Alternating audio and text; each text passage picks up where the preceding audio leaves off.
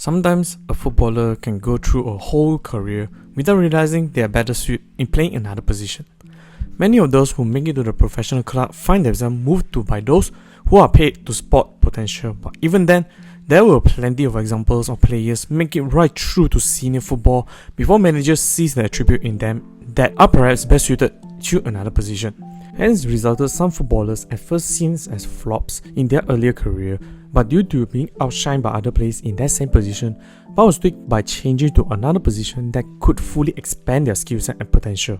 They do not look back, became a legendary footballers that adored by many fans. Some even have the position associated or named after them. So in this video, we will have a look on some of the footballers that experience positional change and in which help their career into an interesting one. In case you didn't know, what is up ladies and gentlemen, I'm Marvin, codename CM.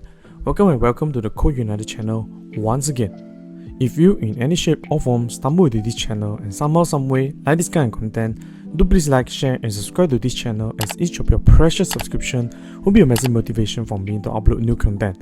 And don't forget to ring the notification bell for every new upload. With that said, let's get straight into the video. First one, starting with the king himself, Thierry Henry. The Frenchman began his career in Monaco at the age of 13 after being scouted by the Monaco Arnaud Catalano after an impressive Arnaud scoring all 6 goals in a 6-1 winning match. Catalano asked him to join Monaco without even attending a trial first and joined Arsene Wenger's Monaco as a youth player, a foreshadow incoming. Although Wenger suspected that Henry should be deployed as a striker, he put Henry on the left wing because he believed his pace, natural ball control and skill would be more effective against fullbacks rather than centre-backs. His tenure with Monaco see early success as he collected total 28 goals and 4 assists in 104 appearances. His breakout 97-98 season where he leads his club to the UEFA Champions League semi-final, setting a fresh record that was broken since, but scoring 7 goals in the competition. In January 1999, Henry signed for Juventus for £10.5 million.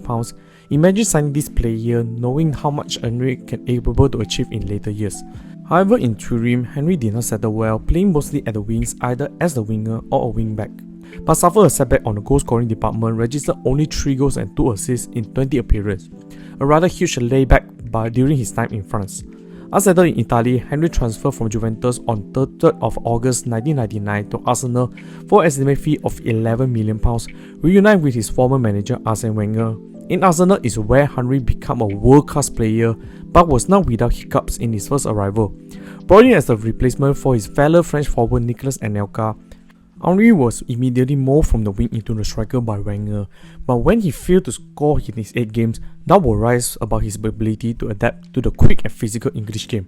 Henry himself also doubted himself as at a certain point I wanted to go to Wenger and tell him to put me back out wide. Henry once said, and then I said to myself I have to react, that I couldn't fail a second time. Only a few months after a negative experience in Turin, Henry added. With a whole new mindset combined with relearning the art of striking, Henry transformed into one of the most feared strikers not just Premier League but the whole Europe. Henry during his peak viewed as the pioneer of a new evolution of striker along with George Weah and Ronaldo Nazario, where they operate outside the penalty box instead of the archetype box striker. Yet Henry was slightly different, using his background playing at the left wing, often shift to the left and cut in into his right foot finish, a blueprint for a future left inside forward. Henry achieved legendary status with the Gunners with 1,228 goals and 93 assists under 377 appearances with countless of ridiculous performances. Also helped Arsenal won 2 Premier League titles, including the Invisible season 02-03 season, 2 FA Cup titles, 2 Community Shields and 1 UEFA Champions League run-up. Funny enough, Henry's success inspired Wenger to do the same on Robin van Persie, whom arrived at Arsenal as a left wing but transformed into the striker with massive success as well. We say Wenger really have an eye for a talent. Next up, Gareth Bale.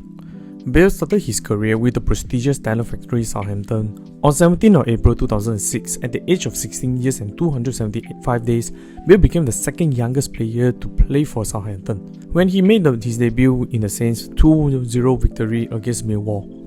Bale, instead of an attacker we know today, he started off his career as a defender, to be specific, a left back. With Saints, Bale in an era where fullbacks were not yet at their most prominent status in the offense, he really showcased his creativity and goal scoring ability, especially being a free kick specialist. Having 5 goals and 12 assists under 45 appearances, on 25th May 2007, Bale signed for the 4-year deal with Tottenham Hotspur, with the club paying an initial £5 million for the player, potentially rises to £10 million based on the appearance and success. In the early days with Spurs, Bale struggled massively with injuries and adjustment to the team, even being called the Spurs jinx as the Premier League side failed to register a win in his first 24 appearances. While he did not secure any significant success in the first 3 years with Spurs, manager at the time Harry Redknapp still having high hope for the Welsh. In 2010, in the Champions League match where Bale became an overnight sensation, mentioned in other media on the match, Bale against Inter Milan as a left-sided midfielder rather than left-back. Bale scored an impressive hat-trick against the previous champions while down 4-0 before halftime and down to 10 men.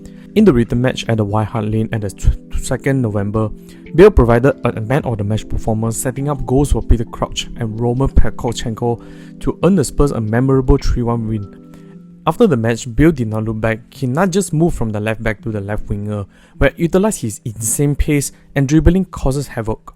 He changed his number from the 3 to 11, indicate changes not just position from a defender to attacker completely.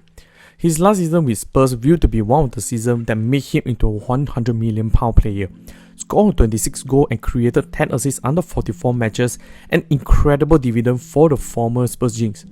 While his move to Real Madrid next season again see himself change his position to accommodate CR7 being the best left-sided attacker.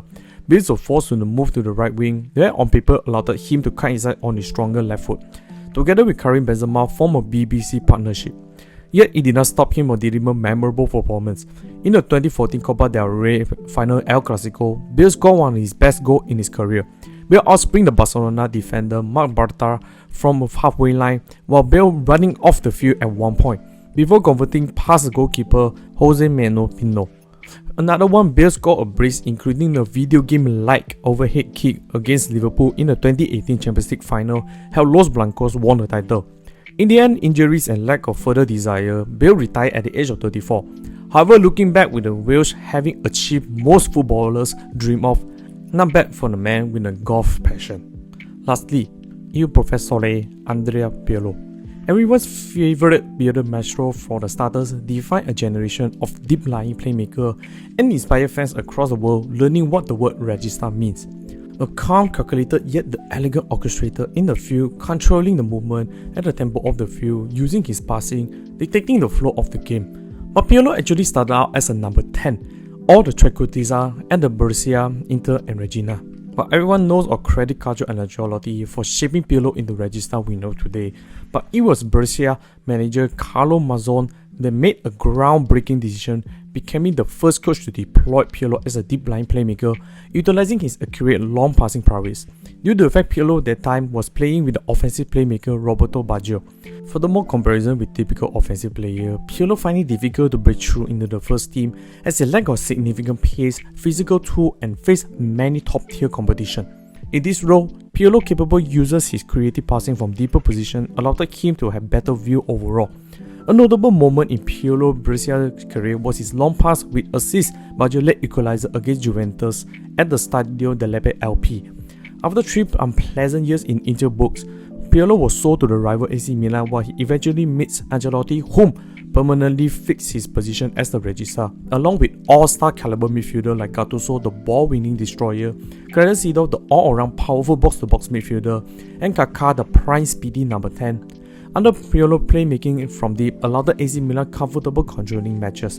And Pirlo with AC Milan achieved multiple success with 2 Serie A titles, 1 Coppa Italia, 3 times Champions League winner, and 2 times UEFA Super Cup and 1 time FIFA World Cup. And after a decade with AC Milan, Pirlo remained in Italy and joined another Italian rival Juventus. Returning, Pirlo further signified the importance and increased value as a regista.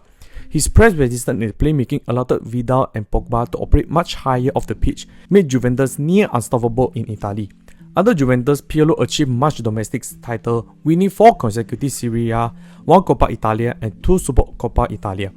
With this change of position, not just saved Pirlo's career, but basically have this position associate with him, and also see a handful of players also follow suit the path, like Toni Kroos, whom was similar with Pirlo, started his career as an attacking midfielder but switched to register in Real Madrid.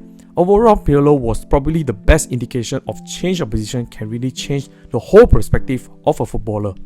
That's the end of the video. What do you guys think? What's your favorite footballer positional change that could you name other footballers who experienced the same fate while achieve massive success in their respective role? Comment down below so that we can have a discussion. Hope you enjoyed this video. I will see you all in the next one.